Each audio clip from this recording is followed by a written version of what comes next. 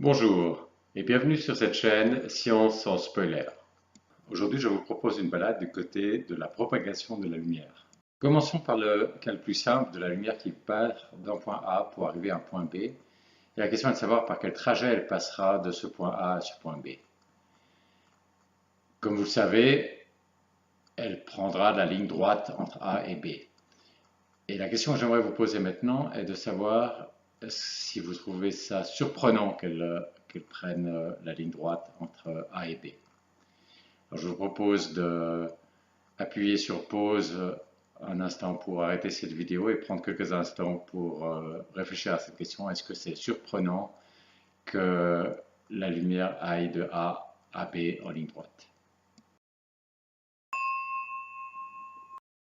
Eh bien non, je trouve que c'est pas vraiment surprenant parce que s'il y a ici un point A et ici un point B et la lumière va de A à B, on voit pas très bien quel autre chemin elle prendrait que la droite parce qu'il y a une symétrie autour de cet axe qui lie A à B. Et si elle se déplaçait par exemple, au lieu d'aller en ligne droite, elle passerait par en haut, il n'y a pas de raison qu'elle ne passerait pas plutôt par en bas, ou si elle allait plutôt de ce côté-là, il n'y a pas de raison qu'elle aille pas plutôt d'un autre côté à cause de cette symétrie autour de cet axe. Donc ça paraît assez naturel, assez raisonnable que la lumière aille de A à B par la ligne droite. Donc ici, j'ai utilisé un argument de symétrie. C'est un argument très souvent utilisé en science, extrêmement puissant. Évidemment, il ne s'applique pas à tous les cas, et puis on n'est pas à l'abri d'erreurs de raisonnement quand on utilise cet argument de symétrie, mais c'est un argument extrêmement puissant. Et maintenant, je vais donc l'appeler simplement symétrie et le mettre dans notre boîte à outils. Et c'est finalement l'objectif de ces vidéos, c'est de remplir cette boîte à outils. Et non seulement de la remplir d'outils, mais que vous ayez vu en plusieurs occasions comment on l'utilise pour qu'à votre tour, dans d'autres circonstances, vous puissiez recourir à ces différents outils qui sont dans la boîte à outils. Maintenant, nous allons considérer un cas un tout petit peu plus compliqué. Nous avons toujours cette lumière au point A qui va aller au point B. Mais cette fois, en passant par un miroir, là je vais poser un miroir horizontalement, c'est-à-dire parallèlement à la ligne AB. Et la question que j'aimerais vous poser est de savoir sur quel point du miroir la lumière va se refléter pour aller de A à B. Est-ce qu'elle va aller par exemple comme ceci et ensuite à B, ou un autre point du miroir. On peut aussi imaginer, là j'ai pris un miroir que j'avais sous la main qui est petit, mais vous pouvez aussi imaginer qu'on a à disposition un grand miroir et que la lumière pourrait se refléter aussi ici par exemple. Donc la question c'est sur quel point du miroir la lumière va-t-elle se refléter pour aller de A à B. Je vous propose d'appuyer sur pause pour arrêter cette vidéo un instant et de réfléchir à cette question. Vous avez deux façons de répondre à cette question. La première, c'est de faire une expérience empirique.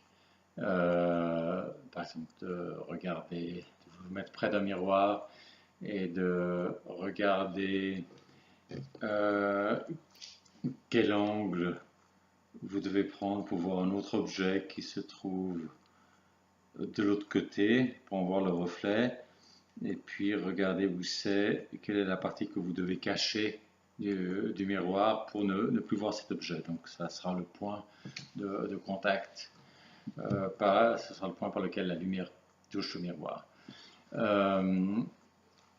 Vous pouvez faire une expérimentation un petit peu plus précise que ça si vous voulez mieux voir les angles.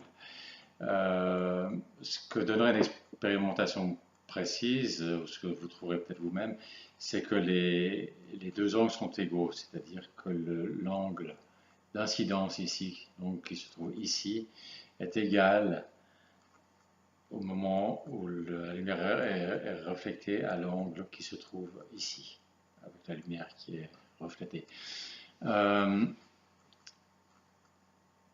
Et théoriquement, donc si on cherche une explication, je serais tenté de rester dans la même idée de symétrie de l'exercice précédent et d'argumenter qu'au fond dans ce problème, il subsiste une symétrie, donc il n'y a plus la symétrie autour de cet axe qu'il y avait avant, puisque maintenant il y a ce miroir ici qui brise cette symétrie. Par contre, il reste une symétrie dans ce plan.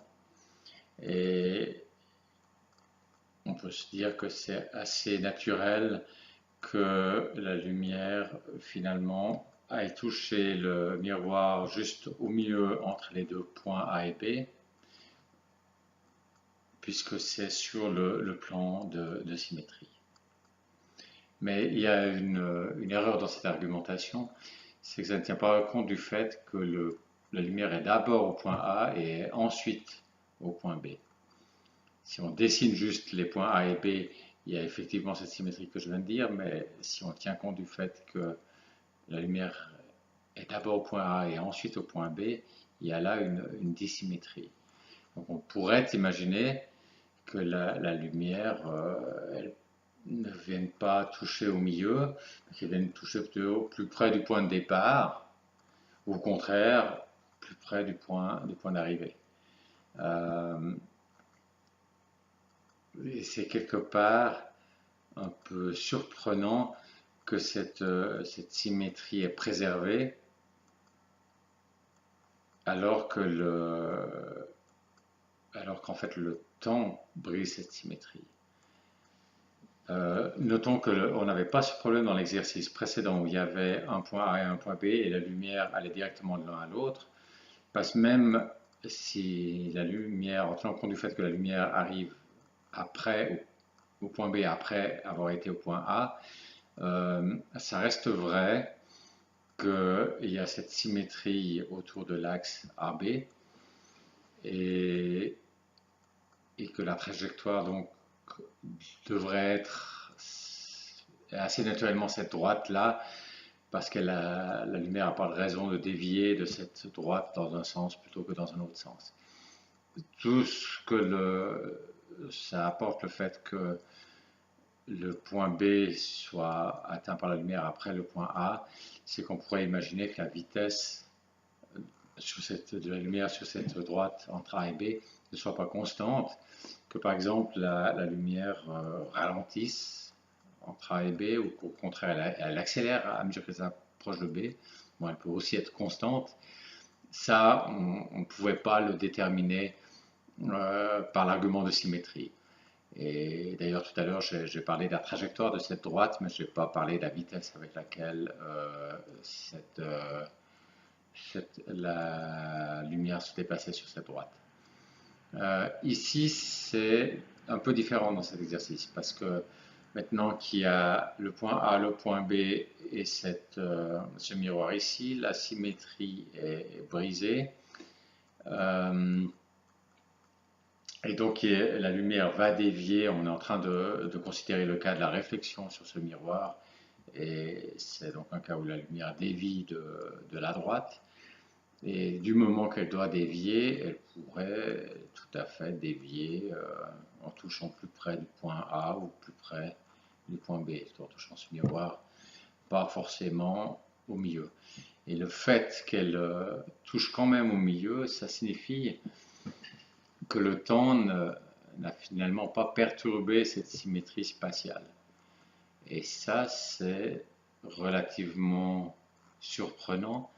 Et ça suggère quelque chose que j'aimerais bien vous laisser découvrir. Donc, appuyez sur pause pour arrêter cette vidéo un instant et réfléchissez à la question de savoir qu'est-ce que cela suggère, le fait que la symétrie soit respectée, c'est-à-dire que la lumière touche le miroir à mi-distance entre A et B, alors que ce problème n'est pas réellement symétrique, puisque la lumière arrivera en B après être passée en A. Ceci suggère que le temps ne brise en fait pas la symétrie. Et on pourrait, à ce stade de la réflexion, faire la conjecture suivante, que peut-être le mouvement de la lumière est symétrique dans le temps. C'est-à-dire que si la lumière va d'un point A à un point B, dans notre cas, en passant ici par le miroir, au fond, si on filmait ce mouvement et ensuite on faisait passer le film à l'envers, ce serait un film aussi qui serait aussi crédible. Et si c'était comme ça, bien sûr, à ce stade, on ne sait pas si c'est réellement comme ça, mais si c'était comme ça expliquerait pourquoi on obtient ce résultat symétrique malgré que les points A et B ne sont pas réellement symétriques dans le temps. Ça pourrait être un phénomène qui montre que le mouvement est symétrique dans le temps. Et si on poursuit cette idée, on la généralise en disant que c'est pas seulement quand elle passe par le miroir, mais que aussi quand elle allait de A en B, c'était un mouvement symétrique dans le temps. Ça veut dire que probablement la vitesse était constante. Je dis tout à l'heure, juste par l'argument de symétrie symétrie spatiale qu'on avait tout à l'heure, on ne pouvait pas dire lorsque la lumière va directement de A à B, est-ce qu'elle va à vitesse constante, ou est-ce qu'elle accélère, ou est-ce qu'elle décélère. Maintenant, si on rajoute cette conjecture, à ce stade c'est seulement une conjecture, si on rajoute cette conjecture que le mouvement est symétrique dans le temps, ça voudrait dire que si on faisait retourner le film, on filmait on prend les deux A à B et ensuite on fait aller le film à l'envers, les deux doivent être crédibles. Donc ça ne pourrait pas être le cas que par exemple la lumière ralentit, parce que la règle générale était que la lumière ralentit. Après, quand on fait passer le film dans l'autre sens, on verrait au contraire la lumière partir du point B ici et puis accélérer vers le point A. Puis on se dirait, ah oui, mais ça c'est contraire à la règle, qui serait, si la règle était que la lumière ralentissait. Et puis idem si c'était qu'elle accélérait. Donc ça suggérerait à ce moment que la vitesse de la lumière est constante entre A et B. Mais vous voyez que c'est encore un raisonnement un petit peu fragile parce qu'il est basé sur une conjecture qui est la symétrie temporelle et puis généralisé à tous les mouvements de la lumière entre A et B. Considérons maintenant un cas un tout petit peu plus compliqué. La lumière part toujours du point A pour arriver au point B en touchant un miroir, en se reflétant sur un miroir. Mais cette fois, au lieu que le miroir soit parallèle à la droite AB, elle va être pas parallèle. Par exemple, elle va être comme ceci. Donc on a ici A, le point B par là-bas, et la lumière va se refléter quelque part sur ce miroir pour arriver au point B.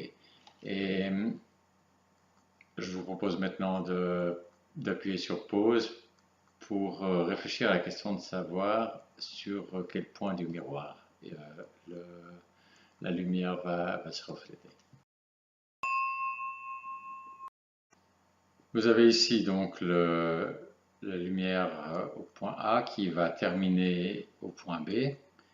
En réfléchissant quelque part sur ce miroir, si vous faites l'expérience, vous verrez que l'angle d'incidence, l'angle entre le rayon incident et la perpendiculaire au miroir, à l'endroit où ça touche le miroir, cet angle-là est le même quand la perpendiculaire et puis le rayon réfléchi. Donc c'est comme tout à l'heure lorsque le miroir était parallèle à la ligne AB. En termes d'explication, on serait tenté d'essayer de trouver de même explication par symétrie que tout à l'heure. Seulement, c'est plus difficile parce qu'il n'y a plus de symétrie en fait dans ce problème, puisqu'on a ici le point A, le point B, et le miroir, il brise complètement la symétrie, toutes les symétries. Mais on peut quand même faire la remarque suivante, c'est que si on prenait un point A et un point B comme ça, qui est parallèle au miroir, dont la ligne AB est parallèle au miroir, alors on se retrouverait dans la même situation que tout à l'heure. On est simplement, au lieu d'être comme ceci, on est comme cela, mais on se retrouve dans la même situation que tout à l'heure et on aurait donc le même résultat que tout à l'heure, à savoir que le rayon, pour aller de A à B, va toucher le miroir au milieu de la distance AB et qu'il va faire le même angle d'incidence entre l'incidence et la perpendiculaire, qu'ensuite entre la perpendiculaire et le rayon réfléchi. Et c'est vrai que nous avons un problème plutôt comme ça maintenant, mais si la lumière qui va se réfléchir, je sais pas où elle va toucher le miroir et puis ensuite repartir, quelle que soit la façon dont elle le fait, il va bien y avoir un autre point plus loin sur le rayon qui sera lui sur le rayon réfléchi, donc qui sera lui qui fera lui une droite parallèle avec A, donc parallèle au miroir. Ce qui fait qu'on va avoir la même conclusion qu'on avait avant, à savoir que ces deux angles dont j'ai parlé tout à l'heure sont égaux. Donc finalement, on arrive à résoudre, à réutiliser un argument de symétrie dans un problème qui apparemment n'est pas du tout symétrique. Et la raison, c'est parce que on peut le réduire, c'est-à-dire qu'une fois qu'on connaît la situation dans le cas où c'est symétrique, pour un A et un B comme ça détermine, ces solutions-là déterminent les solutions aussi quand ce n'est pas symétrique. Donc au fond, l'approche ici a été d'abord résoudre par symétrie un problème où il subsistait une symétrie, c'était cet plan ici qui était un plan de symétrie. Et ensuite, une fois qu'on sait résoudre tous les cas où c'est symétrique, c'est-à-dire où A, B, la ligne AB est parallèle au miroir, à partir de là, on peut résoudre les cas où c'est pas symétrique. Donc, par rapport à l'outil de symétrie qu'on a déjà utilisé plusieurs fois dans cette vidéo, ce qu'on rajoute, c'est un outil qui consiste à chercher un certain nombre de cas dans lesquels on peut résoudre un problème et à le faire dans des cas qui permettent ensuite de générer tous les autres cas où c'est plus compliqué de résoudre le problème. C'est-à-dire qu'on va essayer de transformer un cas général en un cas particulier qui est plus facile à résoudre et qui ensuite peut expliquer le cas général. Et donc là, je vais mettre un outil dans la boîte à outils, il faut que je lui trouve un nom. Je vais l'appeler embryon. Embryon, évidemment, il ne faut pas trop penser à l'embryon biologique, mais c'est pas comme un embryon qui se développe dans le temps pour donner l'individu. Mais là, c'est plus ce que je retiens, c'est pas tellement le développement dans le temps, mais c'est le fait qu'avec une petite partie, on obtient le tout. Donc c'est la technique qui consiste, quand c'est possible, disons, ce qui n'est pas toujours le cas, mais de trouver un certain nombre de cas particuliers, un groupe, un ensemble de cas particuliers qui génèrent tous les autres cas et qui est tel qu'une fois que vous avez résolu le problème dans ces cas particuliers, vous l'avez en fait aussi résolu dans tous les autres cas qui sont générés par les cas de cet ensemble. Voilà, donc je vais l'appeler embryon et le mettre dans la boîte à outils. J'ai essayé de donner tout à l'heure une explication du phénomène de réflexion, de donner une explication en termes par un argument de symétrie, avec ces petites difficultés que j'ai dû faire une conjecture sur la symétrie dans le temps. Mais il existe aussi d'autres explications possibles. ou d'autres façons de décrire la réflexion. Une idée est de dire que la lumière prend le chemin dont la distance est la plus courte pour aller de A à B en passant par le miroir. Et on va peut-être reprendre de nouveau un miroir parallèle à la ligne AB, puisque finalement on a vu que les autres cas pouvaient aussi se ramener à ça, donc restons dans le cas le plus simple.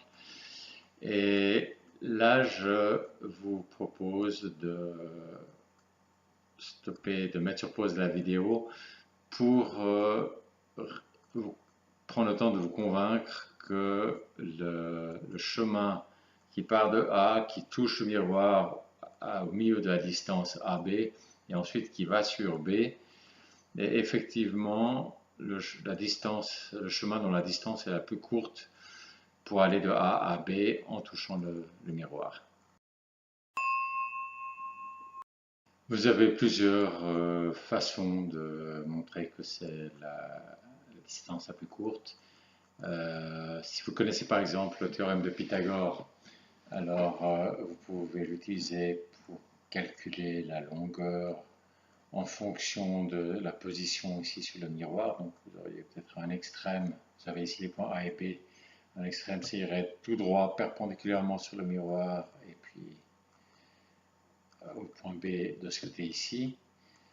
Et puis ensuite vous pouvez faire varier la position, vous appelez X par exemple cette position, vous la faites varier, la distance ici va un peu se rallonger. Par contre, la distance là va se réduire et vous verrez quand vous calculez que au fond vous y gagnez et que la distance ici se rallonge moins que la réduction que vous avez là. Donc vous réduisez la distance en vous approchant du milieu. Quand vous êtes au milieu, vous verrez que vous avez la distance minimum et puis après ça réaugmente. Aussi, il y a aussi finalement une argumentation symétrique qui pourrait être faite parce que ça réaugmente parce que c'est similaire à ce que c'était de l'autre côté du point milieu. Donc, que vous fassiez quelque chose ici ou bien que vous preniez symétriquement ici de l'autre côté du point milieu, vous aurez la même distance. Et donc vous pouvez, pour vous rendre compte que c'est bien le minimum, vous pouvez calculer donc en fonction de ce x ici, et puis par exemple juste tracer la courbe, et vous verrez où se trouve le minimum, ou bien vous pouvez, si vous connaissez le calcul, l'analyse, les dérivés, vous pouvez aussi calculer comme ça où se trouverait le minimum. Vous pouvez aussi essayer de faire quasi expérimentalement avec par exemple une ficelle que vous mettriez comme ça et que vous verriez que quand vous bougez le point ici, vous avez besoin de plus de ficelle. Il y a différentes façons de se convaincre que le trajet qui passe ici par le milieu est bien le chemin le plus court. Peut-être que celle que je préfère, c'est la suivante. On dessine le point A et le point B, et puis on dessine de l'autre côté du miroir l'image du point B. Donc on va perpendiculairement au miroir pour dessiner de l'autre côté à égale distance du miroir, mais de l'autre côté, donc on dessine cette image du point B. Et puis ensuite, on tire simplement la droite en travaillant. Ensuite, on regarde où c'est que ça touche le miroir. Et là où ça touche le miroir, comme on peut en fait pas aller à l'image de B et aller de l'autre côté du miroir, ce qu'on fait plutôt, c'est de tirer la droite de ce point d'intersection avec le miroir sur le point B lui-même et plus sur son image.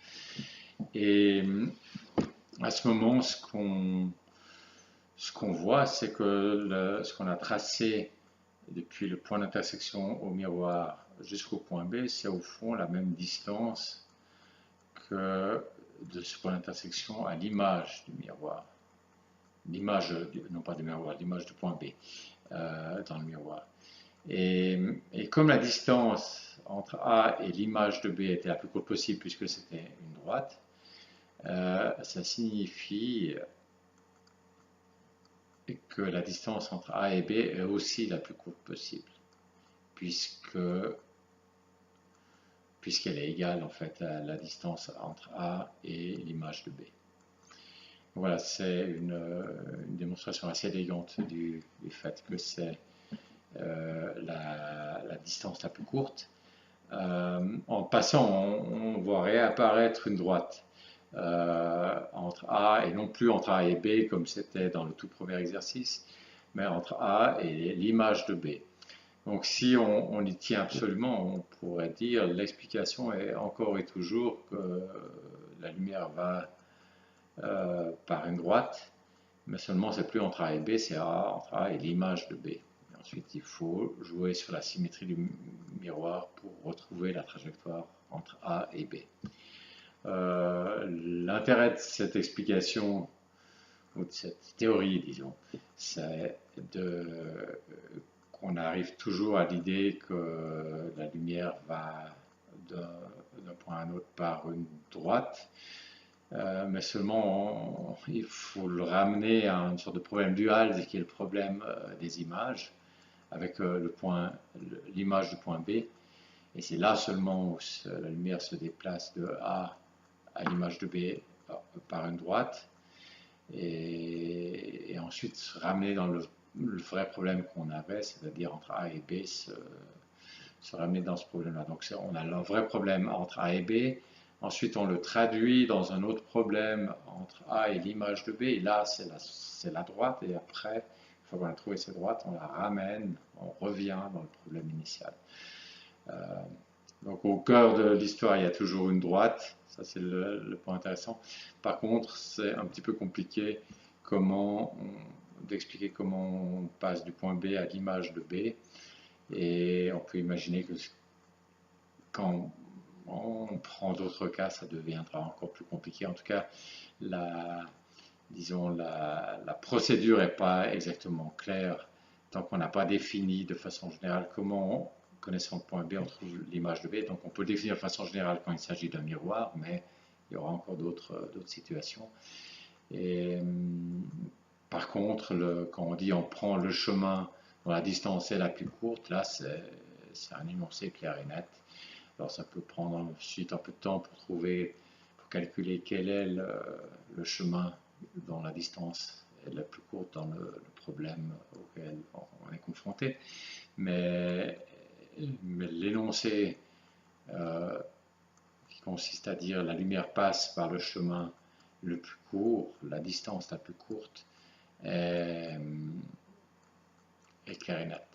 Et s'il ne passe pas par le miroir, eh bien, il va de A à B, et là, ça explique aussi la ligne droite. Voilà, nous avons, en considérant deux expériences, nous sommes arrivés à la conclusion que la lumière prend le chemin le plus court. Et dans les prochaines vidéos, nous allons considérer d'autres expériences et puis voir si cette théorie reste toujours correcte à la lumière de ces autres expériences. Alors, j'espère que cette vidéo vous a plu et que je vous retrouverai dans une prochaine vidéo.